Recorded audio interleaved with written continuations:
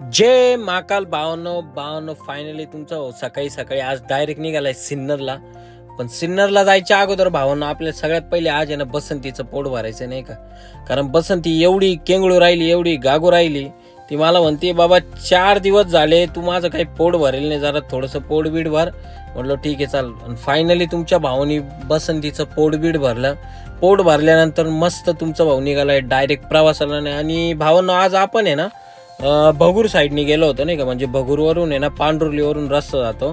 तर फायनली आपण कसं तरी घाट वगैरे पार केला आणि पार केल्यानंतर आपण पोहोचलो MIDC मध्ये. MIDC मध्ये पोहोचल्यानंतर आज सगळ्यात पहिले एका कंपनीमध्ये होता आपल्याला मेंटेनन्स, म्हणजे जो मंथली मेंटेनन्स असतो तो मंथली मेंटेनन्स होता. तर फायनली तुमच्या भाऊंनी पटापट एकदम लवकरात लवकर फायर एक्सटिंग्विशरचा मेंटेनन्स वगैरे जो होता तो लवकरात लवकर करून घेतला. त्यानंतर मी म्हटलो का चला आता लवकरात लवकर आपल्याला जायचं कच्च्या रस्त्याने, ते पण दुसऱ्या कंपनीमध्ये नाही का. दुसऱ्या कंपनीमध्ये जायचं कारण असं होतं भावांनो का तिथले काही फायर एक्सटिंग्विशर वगैरे होते नाही का आपल्याकडं, आपण रिफिल करण्यासाठी आणलेले होते.